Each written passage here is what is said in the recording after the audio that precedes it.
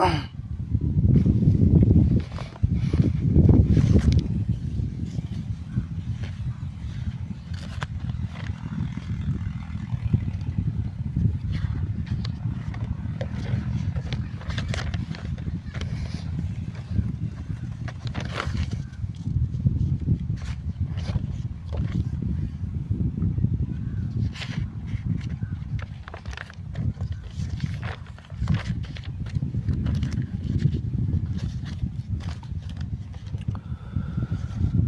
सब कोई के सबसे पहले प्रणाम और सारा भोजपुरिया श्रोता के सब लोग के, सब बड़ भाई छोट सब लोग के हमार प्रणाम बा।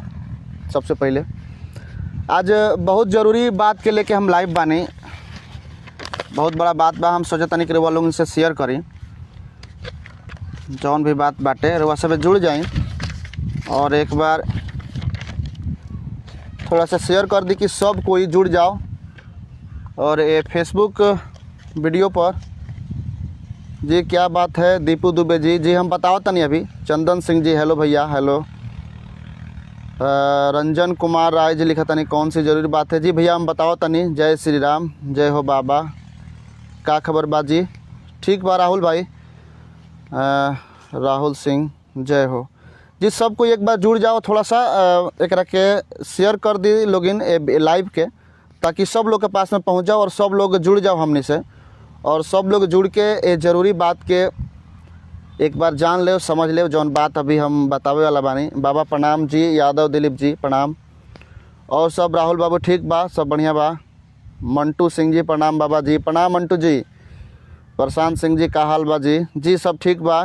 गिरी बाबा की जय जी, जय जय हो।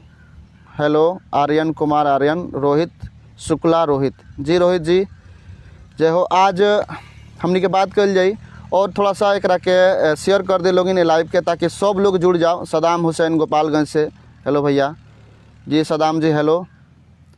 ब्रिज मोहन यादव जी जुड़ गए बनी हेलो जी। सब लोग जुड़ जाओ एक बार। राधे राधे राजेश बाबू, राजेश सिंह जी, सदाम आलम हाय हाय।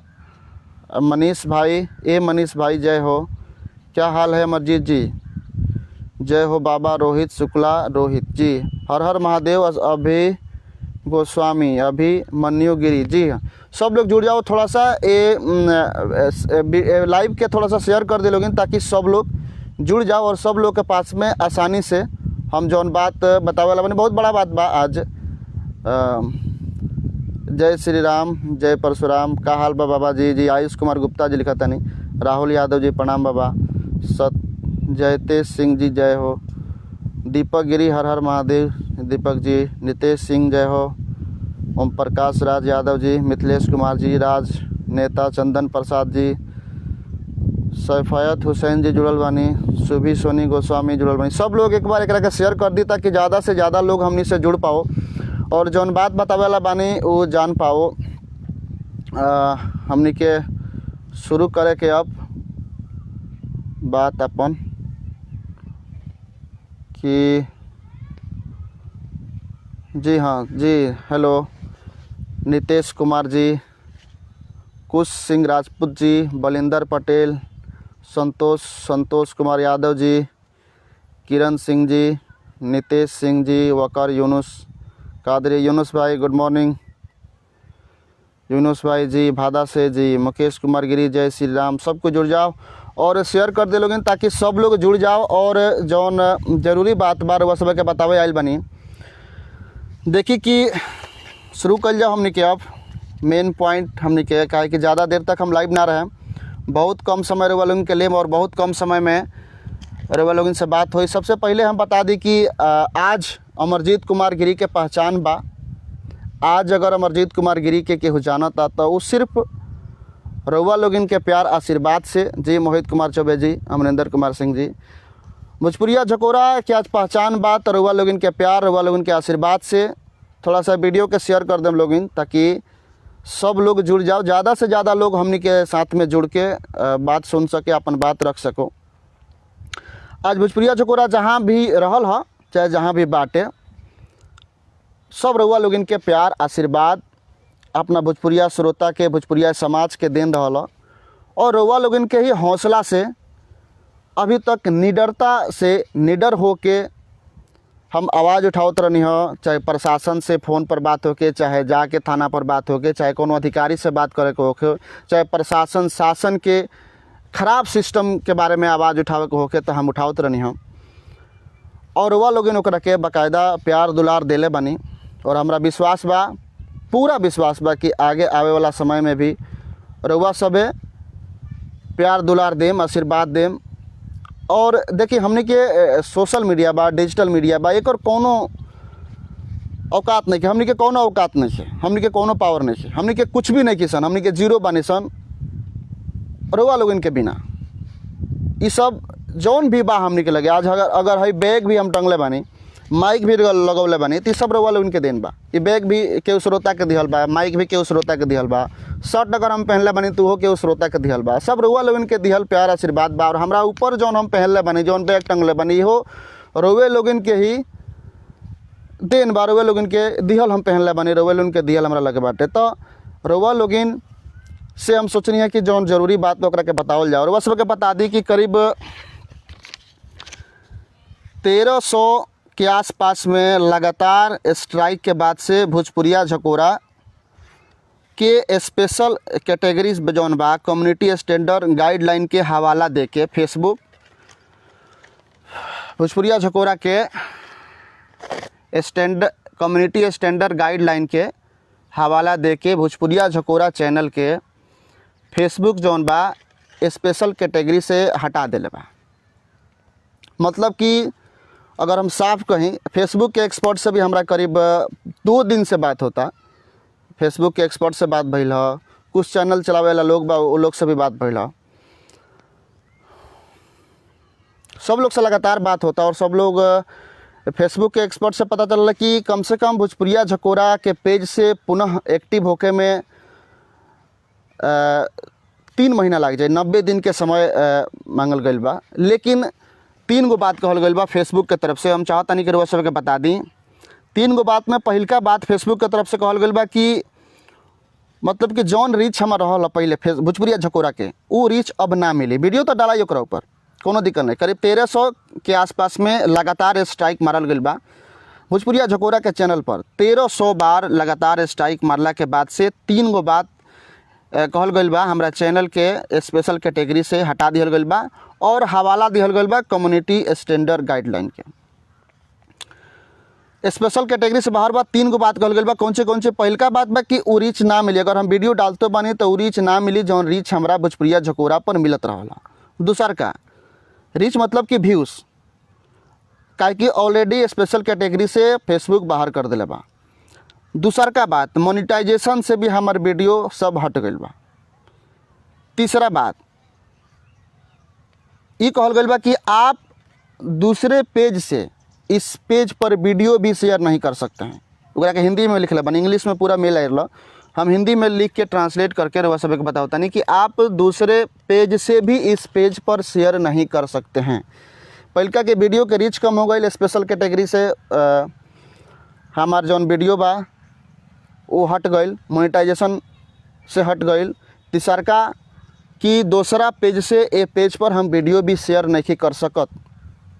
तो 3 गो बात कहल गई बा फेसबुक के तरफ से। और करीब 1300 के आसपास में देखी कि 1300 जे स्ट्राइक देले बा भोजपुरिया झकोरा के, ये 1300 लोग कहीं ना कहीं भोजपुरिया झकोरा के माध्यम से जौन सच्चाई दिखावल जात रहा, जौन माटी के आवाज़ जौन भोजपुरिया झकोरा दिखावत रहा, जौन वो जगह पर जात रहनी हसन जहाँ पर शायद बड़का चैनल लोग ना पहुँच पाए, वो जगह पर भी पहुँच के हमने के दिखावे के प्रयास करते रहनी हसन, आवाज़ उठावत रहनी हसन।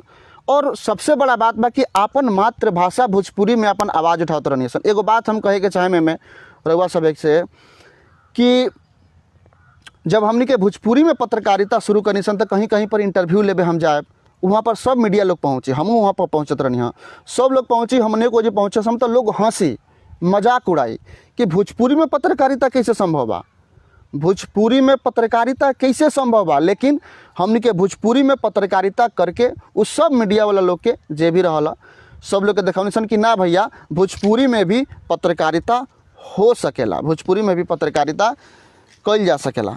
तो हमनी के भोजपुरी में अपन मातृभाषा में पत्रकारिता कनीसन और वो गली खूंची, वो नाला नाली, वो सड़क में, वो खेत में, वो गरीब के घर में, वो गरीब के आंगन में, वो पीड़ित के आंगन में जाके समस्या हमनी के देखौले बानी सन। ई सब संभव भइल बा रउआ लोगिन के प्यार आशीर्वाद के कारण ही।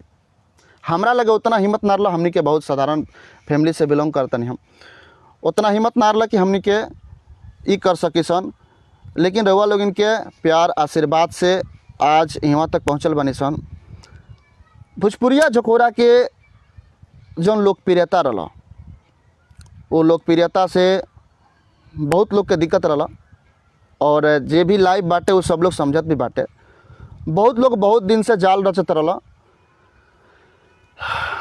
लेकिन हम बता दें कि भोजपुरिया झकोरा के स्ट्राइक से भोजपुरिया झकोरा तो बंद हो गई, लेकिन सच्चाई कबो बंद नहीं के हो सकत। हमारी विश्वास बा कि सच्चाई के दाबल नहीं के जा सकत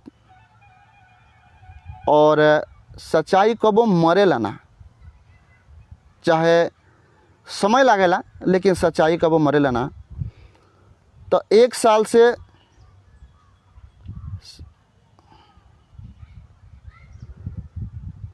जौन बाकी 1 साल से धनु प्रताप सिंह जी लगे रहना है। गिरी बाबा जी, धनु बाबू बहुत बहुत धन्यवाद।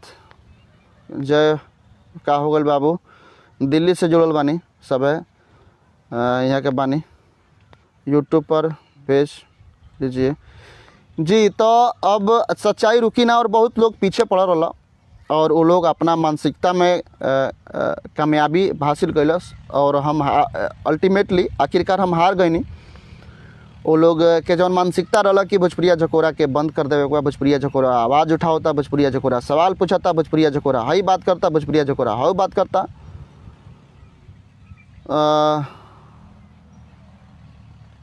तो भोजपुरिया झकोरा के बंद करे खातिर जौन मानसिकता कुछ लोग के रहल, उ लोग अपना मानसिकता में कामयाब भइल बा और भोजपुरिया झकोरा निश्चित तौर पे आज से भोजपुरिया झकोरा बंद हो गई बा। आज से ना, करीब 1 हफ्ता से हमनी के लगातार लागल बनी सन। 3 दिन से तो हमारा एक्सपर्ट से बात ही होता है और ये हम बतावे नहीं है कि भोजपुरिया झकोरा हमनी के बंद हो गई बा। भोजपुरिया झकोरा पर वीडियो अगर डालें भी तो 3 गो बात फेसबुक कह दिले बा, रीच ना मिली, मोनेटाइजेशन से हट गई बा, इस पेज से वीडियो दूसरे पेज से वीडियो इस पेज पर शेयर भी नहीं कर सकते हैं। 3 गो बात बता पर हमार अब वीडियो जौन बा, हमार जौन वीडियो बा ये भोजपुरिया झकोरा फेसबुक पेज पर अब कौनो वीडियो ना आई और अब तक रउआ लोगिन जौन भी प्यार आशीर्वाद हमरा के देले बानी, एकरा खातिर रउआ सब के बहुत बहुत धन्यवाद। आज जहाँ भी हम रहनी हो, जहाँ भी हम बानी, जौन भी हमार पहचान बा, जौन भी हमरा पास में बा, ये सब रउआ लोगिन के देन बा। ये रउआ लोगिन के देन से आज यहाँ तक पहुँच रही। हम सोचनी है कि रउआ लोगिन के ये बात हम बता दी कि ऐसा ऐसा बात हो गई बाटे और बाकायदा बड़का ईमेल फेसबुक के तरफ से आइल बा हमरा पास में बाटे। रउआ लोगिन इतना दुलार प्यार देहनी और भोजपुरिया झकोरा के यहाँ तक पहुँचौले रहनी है। रउआ सबके बहुत बहुत धन्यवाद। और दूसर का बात हम साथे साथ इहो बता दी कि सच्चाई दबेला ना, सच्चाई हमनी के उठावत रहम सन, सच्चाई उठत रही और ख़राब सिस्टम के ख़िलाफ़ में भोजपुरिया झकोरा आवाज़ उठौले बा और आगे भी भोजपुरिया झकोरा आवाज़ उठाई, सच्चाई दिखाई। चाहे शासन के तरफ से शासन नाकाम होई, चाहे प्रशासन के तरफ से नाकामी होई, इस सब नाकामी हमनी के दिखावे के प्रयास करें सन। आगे भी हम दिखावे के प्रयास करें। और दूसर का बात बता दी कि भोजपुरिया झकोरा के जगह पर कल रात में ही हमार पहले के एगो पेज रहा, अमरजीत कुमार गिरी के नाम से, हमारा खुद नाम से रहा सर, वो पेज के एडिट करके हम भोजपुरिया झकोरा कर दिले बनी। मतलब कि अब भोजपुरिया झकोरा से भोजपुरिया झकोरा बिहार हो गई बा, सॉरी माफ़ करें हम लोग, भोजपुरिया झकोरा बिहार हम कर दिले बनी। भोजपुरिया झकोरा बिहार मतलब कि आज के बाद से जौन भी, चाहे आज से हमार वीडियो आई वो भोजपुरिया झकोरा पर ना आ पाई, काहे कि कारण रउआ सब के बता देनी है। अब भोजपुरिया झकोरा बिहार पर आई, चेंज कर दिले बनी। हम एमें एगो एक्स्ट्रा बिहार हम ऐड कर दिले बनी। फेसबुक एक्सपर्ट से बात भी भइल हवे और बहुत लोग जैसे ही ये खबर पहुंचल है, कुछ एक्सपर्ट लोग से राय लेनी है, कुछ चैनल चलावे वाला लोग से राय लेनी है कि भैया लोग बताएं कि हमने के का करें सन। तब बहुत चैनल वाला लोग हमारा पास में फ़ोन भी कैल कि आ जाए गिरी बाबा, बहुत समय लगी, अब रौरा फिर से सब कुछ खड़ा करे के पड़ी, रौरा आई हमने के साथ में काम करी, आई हमारे माइक ले ली। हम कहीं कि ना, हम केहू के माइक ना लें, हम कहीं पर ना जाएं। हम पत्रकारिता कैले बानी, सच्चाई दिखौले बानी, सच्चाई दिखाएं। और हमरा पूरा विश्वास बा, पूरा उम्मीद बा कि जौना प्रकार से भोजपुरिया समाज, भोजपुरिया झकोरा के आशीर्वाद दिले रहा, वही प्रकार से इस समाज, भोजपुरिया समाज, भोजपुरिया झकोरा के श्रोता लोग, भोजपुरिया झकोरा बिहार के भी उतना ही प्यार दुलार दी जितना भोजपुरिया झकोरा के मिले रहा। तो अब भोजपुरिया झकोरा से जौन अपन चैनल रहा भोजपुरिया झकोरा बिहार हो गई बा, ओमें बहुत लोग से राय लेनी है कि का कल जाए ओकरा में। तो बहुत लोग बतावला कि भोजपुरिया झकोरा बिहार कर दी, चाहे आपन भोजपुरिया झकोरा कर दी। भोजपुरिया झकोरा के ख़त्म मत करी, भोजपुरिया झकोरा के रहे दी, कुछ ऐड करके पहले आ चाहे लास्ट में कुछ ऐड करके भोजपुरिया झकोरा बिहार कर दी, चाहे आपन भोजपुरिया झकोरा कर दी। तो हम भोजपुरिया झकोरा बिहार कर दिले बानी। और रउआ सब से विनती रही, प्रार्थना रही कि फिर से हम खड़ा भइल बानी और रउआ सबके बीच हम बानी। रउआ सबे पूरा विश्वास बा कि रउआ सबे भोजपुरिया झकोरा बिहार के भी उतना ही प्यार दुलार देम जितना रउआ सबे भोजपुरिया झकोरा के दिले रहनी हो। और का कहीं हम रउआ सबे बानी, रउआ सबे के प्यार आशीर्वाद से हमनी के बानी सन। और अश्लीलता पर भी हमनी के अपन आवाज़ उठाएम सन, उठौले बानी सन, ओकरा के छोड़ेम सना। खराब सिस्टम के खिलाफ, खराब सिस्टम के सुधारे खातिर भी हमनी के आवाज़ उठौले रहनी सन, हमनी के उठाएम सन। तीसरका बाटे गरीब आदमी के जौन आवाज़ हमनी के टाटी पलानी में जाके उठावत रहनी सन, वो गली में, वो कुची में, वो नहर में जाके उठावत रहनी सन।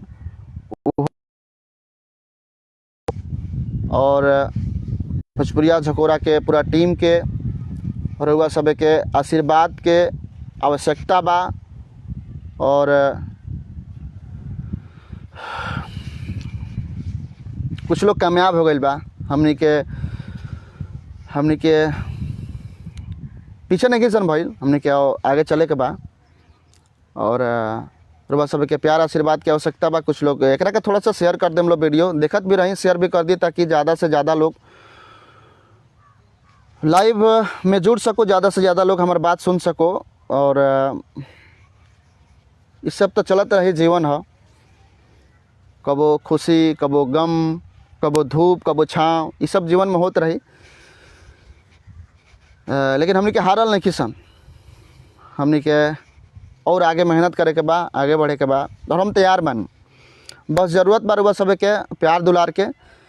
और रउआ सबे हमरा पूरा विश्वास बा, हमरा पूरा टीम के विश्वास बा कि रउआ सबे जितना प्यार दिले रहनी है भोजपुरिया झकोरा के, वो से ज़्यादा प्यार अब भोजपुरिया झकोरा बिहार के मिली, पूरा विश्वास बा।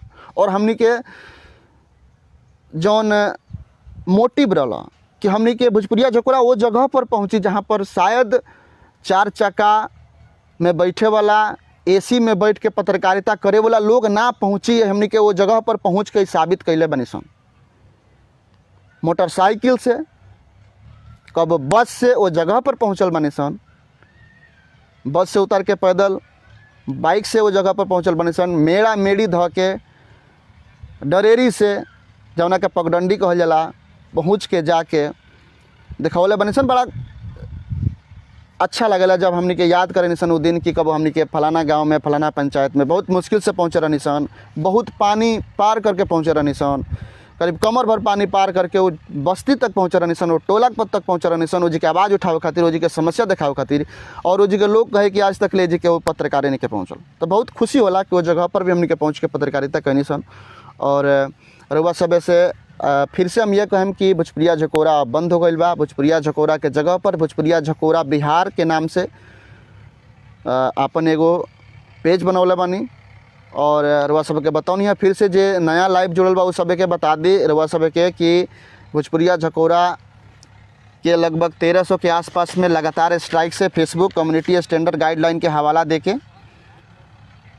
स्पेशल कैटेगरी से बाहर कर दिले बा और 3 गो चीज़ में ना होई, अब रीच ना मिली, मोनेटाइजेशन से हट गई बा और ए पेज पर हम दूसरा पेज के वीडियो भी शेयर नहीं कर सकत। मतलब कि भोजपुरिया झकोरा बिहार पर अगर हम वीडियो बना दी और वो वीडियो हम चाहें कि एक ऊपर शेयर कर दी तो वो ना हो पाई। तो ये सब चीज़ रउआ सब के बतावल जरूरी रहा और रउआ सब से फिर से उहे प्यार उहे दुलार बल्कि उससे ज़्यादा प्यार और दुलार के अपेक्षा करता नहीं। और हम उम्मीद करम कि रउआ सब प्यार दुलार देम मिली और जावना जोश जावना जुनून से भोजपुरिया झकोरा खराब सिस्टम के खिलाफ में आवाज़ उठौले बा, वही जोश वही जुनून से वही जज्बा से भोजपुरिया झकोरा बिहार भी आवाज़ उठावे खातिर तैयार बा।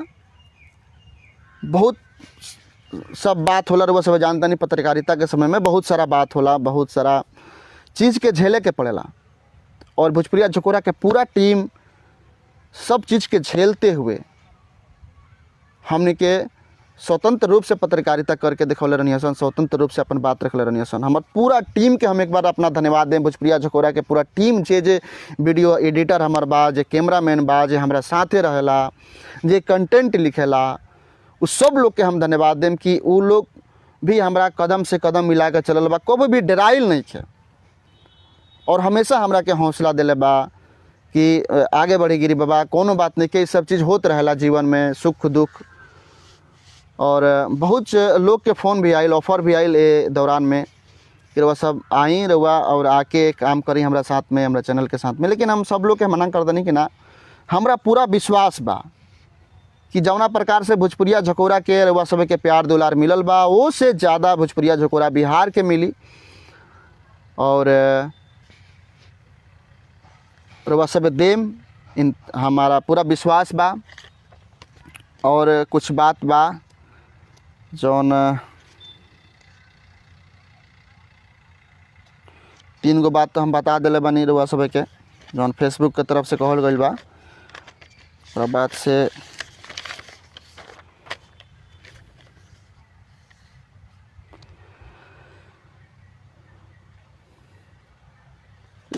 लेकिन इहो बात बा कि का सच्चाई के बारे में दिखावल, का सच्चाई बतावल का गुनाह बा। इहो सबसे बड़ा बात बा कि फिर अगर पत्रकारिता में सच्चाई ना दिखावल जाए। अब देखिए कि कुछ लोग के लागत है कि ये भाजपा के हमन, कुछ लोग के लागत है कांग्रेस के हमन, कुछ लोग के लागत है राजद के हमन, कुछ लोग के लागत है कि फलाना पार्टी के। अरे भाई, सिस्टम अगर गलती करता तो फिर सिस्टम के खिलाफ में भोजपुरिया झकोरा काहे ना बोली।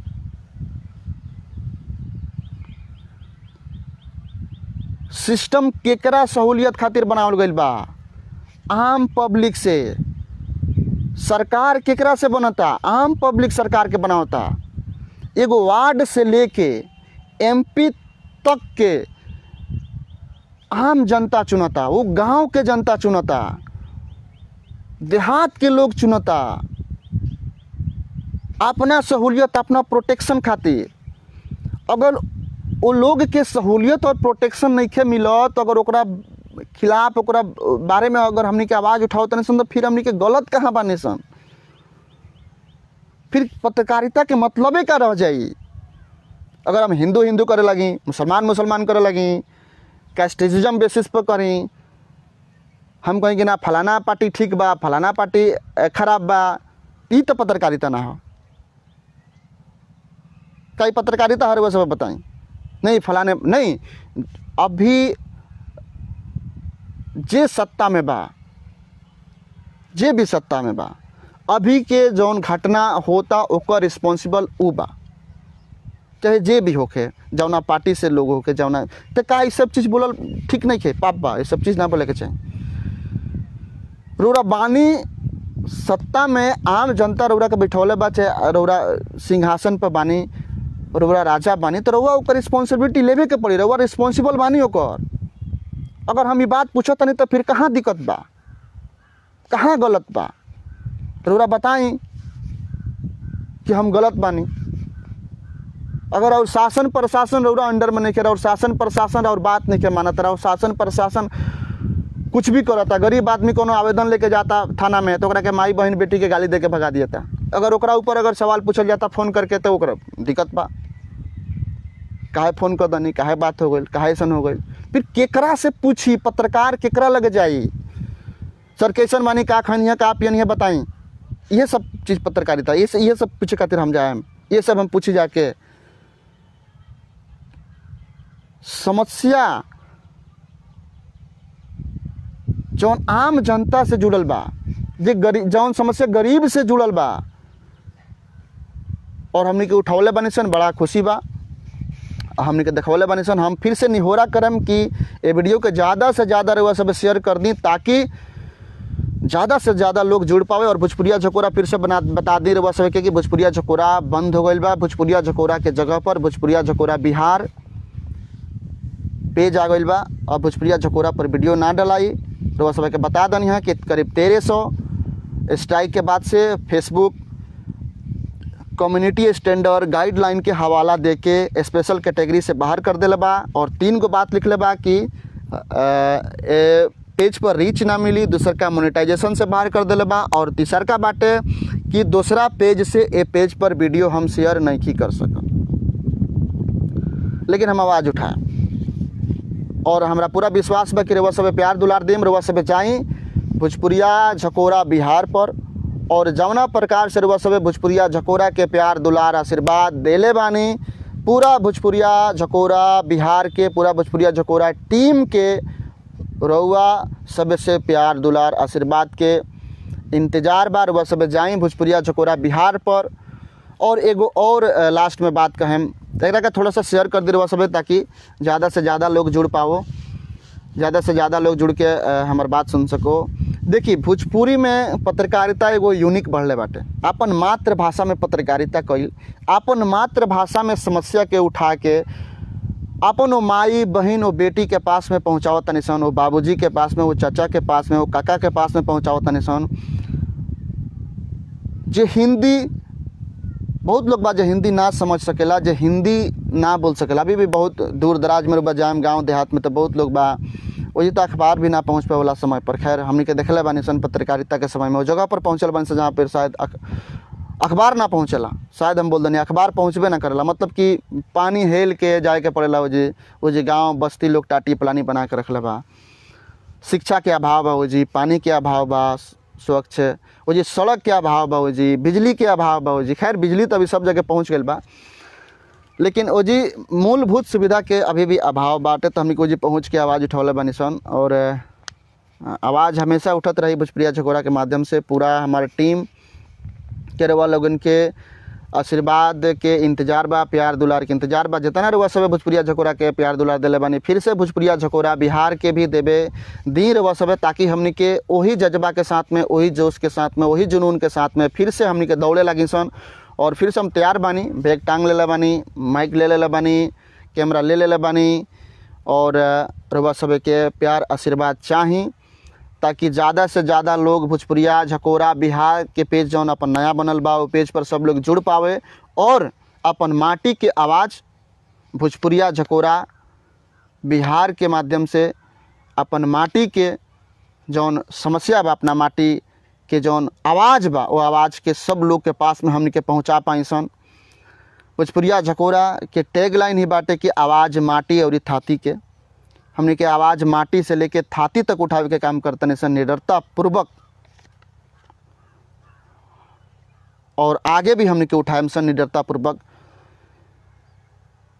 रउआ सभे बस प्यार दुलार दी और हमने के तैयार बनी सन। और यह बात रहा कि फेसबुक जौन बा कम्युनिटी स्टैंडर्ड गाइडलाइन के हवाला दे के स्पेशल कैटेगरी से बाहर कर दिले बा। फेसबुक पर रीच ना मिल पाई भोजपुरिया झकोरा पर, ऐसे मजबूरी में भोजपुरिया झकोरा बिहार बनावे के पड़ल है। और वह सब भोजपुरिया झकोरा बिहार टाइप करें, भोजपुरिया झकोरा बिहार मिल जाए। वह सब पर जाके वो पेज के लाइक करी, वो पेज के दुलार प्यार दी, वो पेज के अपन आशीर्वाद दी जो नयका पेज हमनी के बनौले बनी सन। और ये वीडियो ज़्यादा से ज़्यादा रउआ सब शेयर कर दी ताकि ज़्यादा से ज़्यादा लोग हमार आवाज़ हमार बात सुन पावे, जान पावे कि भोजपुरिया झकोरा अब गिरी बाबा के चैनल जौन रहल बंद हो गईल बा और नया चैनल जौन बा, नया पेज जौन बा भोजपुरिया झकोरा बिहार नामक आ गईल बा। और वो चैनल रउआ सबे से फिर से प्यार आशीर्वाद दुलार मांगता। रउआ सबे से कि रउआ सबे वो पेज पर जाके अपन प्यार आशीर्वाद दुलार दी। रउआ बानी तबे भोजपुरिया झकोरा बा, चाहे भोजपुरिया झकोरा बिहार बा, चाहे जौन चीज़ बा रउआ बानी तबे बा, रउआ सबे बानी तबे बा, रउआ सबे के प्यार आशीर्वाद बा तबे बा। और तबे हम खड़ा होके भी कहतनी कि जौना बुलंदी से, जौना जोश जुनून से हमने के आवाज़ उठौले बनी सन अपना माटी के, वही जोश जुनून के साथ हमने के आगे भी आवाज़ उठाएम सन। भोजपुरिया झकोरा बिहार जौन अपन पेज बनल बनाया, ओ पेज के माध्यम से रउआ सबे अब देखे के मिली। ए पेज पर वीडियो अब ना डालाई, जौन भी हमार नया वीडियो होई फिर से बता दी कि भोजपुरिया झकोरा बंद हो गईल बा। भोजपुरिया झकोरा बिहार नामक नया पेज हमने के बना देले बनी सन। हमार जौन भी वीडियो होई भोजपुरिया झकोरा बिहार पर रउआ देखे के मिली। और रउआ सबे भोजपुरिया झकोरा बिहार के प्यार दुलार दी, ये हम कहें। और रउआ सबे ए वीडियो के ज़्यादा से ज़्यादा शेयर कर दी ताकि हमार जौन बात बा वो ज़्यादा से ज़्यादा लोग के पास में पहुँच पावे। और बहुत मेहनत कैले रहनी सन, बहुत मेहनत कैले बनी सन, बहुत मेहनत करम सन और आवाज़ उठाएम सन, आवाज़ उठी। और ये बात कहम, रउआ सबे से विदा लेम, विदा दी। और अपन प्यार आशीर्वाद भोजपुरिया झकोरा बिहार नामक पेज बा, वो पेज पर रउआ लोग जाई और ओकरा के लाइक करी। और ज़्यादा से ज़्यादा लोग भोजपुरिया झकोरा बिहार जौन अपन नया पेज बनल बा, जौना पर अब आज से वीडियो देखे के मिली रउआ सबे के, वो पेज पर जाके वो पेज के लाइक कर ली और एकरा के शेयर भी करी जौन हम लाइव भइल बनी ये वीडियो के, ताकि ज़्यादा से ज़्यादा लोग जुड़ पावे, ज़्यादा से ज़्यादा लोग सुन पावे हमरा बात के। और सुन के सब लोग अपन प्यार दुलार देव नौका पेज जौन अपन बाटे भोजपुरिया झकोरा बिहार। तो चलिए हमरा के विदा करी। रउआ लोगन के प्यार आशीर्वाद दुलार के हमेशा हमनी के इंतज़ार बा, इंतज़ार रही हमेशा। रउआ लोगन के प्यार आशीर्वाद से ही हमनी के बानी सन, चाहे जे भी बाटे, जौन भी कलाकार होके, पत्रकार होके, जे भी बाटे, श्रोता के प्यार आशीर्वाद से भी बाटे। और रउआ लोगन के प्यार आशीर्वाद दुलार के हमनी के हमेशा देले बानी रउआ सबे और हमेशा हमनी के देत रही, पूरा विश्वास बा हमरा। तो चलिए हमरा के विदा करी। नमस्कार, प्रणाम सब कोई के। बहुत बहुत धन्यवाद रउआ सबे जोड़नी और हमार बात सुनी, एक खातिर बहुत बहुत धन्यवाद, प्रणाम।